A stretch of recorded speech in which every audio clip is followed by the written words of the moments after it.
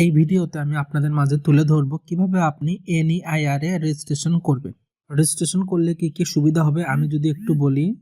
Registration করার পর আপনি দেখতে পারবেন কয়টা রেজিস্ট্রেশন IMEI অ্যাক্টিভ আছে। এখানে দেখেন আমার যেরকম লিস্ট দেখাচ্ছে 23টা, এরকম আপনারা লিস্ট দেখতে পারবেন। আপনারা চাইলে এটা ব্লক করতে পারবেন।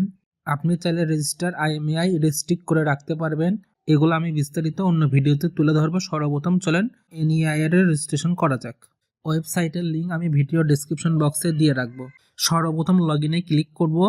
এরপর দেখেন নিচে লেখা আছে সাইন আপ, সাইন আপে ক্লিক করলাম। এবার অ্যাকাউন্টটা ক্রিয়েট করতে হবে। দেখেন সর্বপ্রথম লেখা আছে ইন্টারিয়র ফার্স্ট নেম। এখানে আপনি আপনার ফার্স্ট নেম দিবেন, কোনো স্পেস দিবেন না, কোনো ডট দিবেন না বা স্পেশাল ক্যারেক্টার দিবেন না। আমি একসাথে লিখলাম MD সাজিদ। এরপর ইন্টারিয়র লাস্ট নেম, লাস্ট নেমেও কোনো স্পেস দিবেন না, লাস্ট নেমটা লিখে নেবেন। এরপর interior user name, user name আপনি ইংলিশের লেটারে লিখবেন কিন্তু সব ছোট হাতের হবে। আর আপনি চাইলে ডিজিট ব্যবহার করতে পারেন, 1 2 3 4 এরকম যে কোনো ডিজিট। এরপর আপনি আপনার ফোন নাম্বারটি টাইপ করবেন। তারপর চুজ ভেরিফিকেশন টাইপ, আমি কী দিয়ে ভেরিফিকেশন করব। আমি সর্বপ্রথম দিলাম স্মার্ট কার্ড NID। এরপর দেখেন লেখা আছে ইন্টারিয়র লাস্ট 4 ডিজিট, আমার স্মার্ট কার্ডের যে লাস্টের 4টা ডিজিট আছে সেটা লিখলাম। এরপর ইমেল অ্যাড্রেসটা লিখলাম।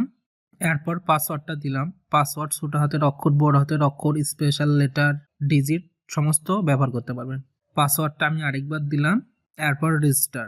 দেখেন আমার সিমে একটি OTP করে আসলো, অন টাইম পিন 5 ডিজিটের, এটা আমি টাইপ করতেছি। এরপর ভেরিফাই। দেখেন উপরে লেখা আসলো সাকসেস, OTP ইজ ভেরিফাইড। এরপর লগ ইন করতে হবে। একটু আগে আমি যে ইউজার নেমটা দিয়েছিলাম এটাতে লগ ইন করবো আর পাসওয়ার্ডটি ব্যবহার করব। লগ ইন করা মাত্র এরকম একটি ইন্টারফেস শো করবে যেখানে উপরে আপনার ইউজার নেম আর ফোন নাম্বারটি শো করবে। এরপর দেখবেন শো করবে রেজিস্টার IMEI আর রেস্ট্রিক্ট IMEI। নিচে আমার লেখা আছে রেজিস্টার IMEI 23টা। এই 23টার লিস্ট আমি এখানে পেয়ে যাচ্ছি।